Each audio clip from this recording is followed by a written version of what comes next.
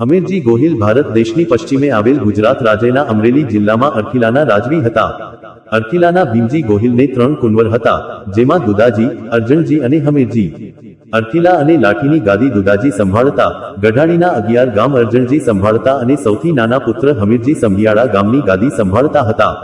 હમીરજી ગોહિલ આમ તો કવિ કલાપી તરીકે પ્રખ્યાત થયેલ સુરસિંહજી તખ્તસિંહજી ગોહિલના પૂર્વજ હતા. રસુલખાનને જફરખાનનું ફરમાન છૂટ્યું કે મંદિરમાં મોટી સંખ્યામાં હિન્દુઓને એકત્ર ન થવા દેવા. તેવા સમયે જ શિવરાત્રીનો મેળો ભરાયો. રસુલખાન અને તેના માણસો મારઝૂડ કરીને માંડ્યા માણસોને વિખેરવા.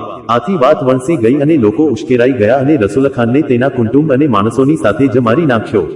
આ ખબર જફરખાનને મળતા તે કાળઝાળ થઈ ઉઠ્યો અને સોરઠને દળી નાખવા તેના હાથ સળવળી ઉઠ્યા. તે સમયે ધર્માંધતા, મૂર્તિપૂજા, શમસુદ્દીનનો પરાજય, રસુલખાનનું મોત આમ કેટલીય બાબતો તેના દિલમાં કાંટાની જેમ ભોંકાતી હતી. આમ જફરખાન સોરઠ પર ચડ્યો છે. ગઢના કિલ્લાના દરવાજા ભાંગી નાખે તવા હાથી સાથે લીધા છે.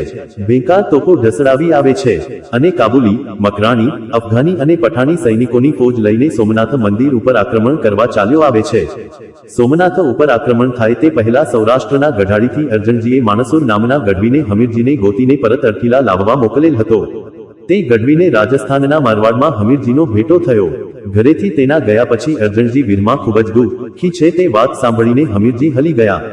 તેની આંખમાંથી આંસુ સરી પડ્યા અને પોતાની સાથે રહેલ 200 જેટલા રાજપૂતને ઘોડાઓની સાથે ગઢાડીનો માર્ગ પકડ્યો. હમીરજી ગઢાડી પહોંચતા જ ગોહિલ કુળમાં આનંદનો આરોવારો નથી રહ્યો. અરખીલાથી દુદાજી આવ્યા, દામેલથી કાકા વરસંગદેવજી આવ્યા, એક ન મળ્યા અરજણજી. તેઓ તો જૂનાગઢ હતા, જેથી દુદાજી અને તેમના રાણી હમીરજીને અરખીલા તેડી આવ્યા. આમ પોતાના દિવસો પોતાના મિત્રો સાથે તેમના મોટા ભાઈને ત્યાં અરખીલામાં પસાર કરતા હતા. જફરખાન સોમનાથ ઉપર ચડી આવે છે તે વાતની હમીરજીને ખબર પણ નથી. અને એક દિવસ છત્રપાલ સરવૈયા, પાતજી ભાટી, સખદેવજી સોલંકી, સિહોરના જાની બ્રાહ્મણ નાનજી મહારાજ જેવા ભેરુબંધોની સાથે બગડામાં ખેલીને હમીરજી દરબારગઢમાં આવ્યા. સૌને કકડીને ભૂખ લાગી હતી. હમીરજી જમવાની ઉતાવળ કરવા લાગ્યા. એટલે દુદાજીના પત્ની જે હમીરજીના ભાભીએ કહ્યું કે, દિયરજી, આટલી બધી ઉતાવળ કાં કરો? જટ ખાઈને સોમૈયાની સખાતે ચડવું છે. આ સાંભળીને હમીરજીએ તેના ભાભીને કહ્યું કે, કેમ ભાભી, સોમૈયા પર સંકટ છે? તેથી તેના ભાભીએ કહ્યું કે, પાદશાહી દળકટક સોમનાથ મંદિરને તોડવા ચાલ્યું આવે છે અને ગુજરાતના સુબાની ફોજ સોમનાથના માર્ગે છે. આમ ભાભીની વાત સાંભળીને હમીરજી સફાળા બેઠા થઈ ગયા અને કહ્યું, ભાભી, શું વાત કરો છો? કોઈ રાજપૂત જાયો સોમનાથ માટે મરવા નીકળે તેવો નથી. મહાદેવ પર રાજપૂતોના દેખતા વિધર્મીઓની ફોજ ચડશે. શું રાજપૂતી મરી પરવારી છે? આવા કેટલાય સવાલ તેને કરી નાખ્યા. અને તેમના ભાભીએ નિરાશ થઈને કહ્યું કે, રાજપૂતો તો પાર વિનાના છે, પણ સોમૈયાની સખાતે ચડે તેવો કોઈ દેખાતો નથી. અને આ કંઈ થોડો શિકાર કરવો છે? જબ્બર ફોજ સામે શંકરની સખાતે જવાનું છે અને તમને બહુ લાગી આવતું હોય તો તમે હથિયાર બાંધો, દિયરજી.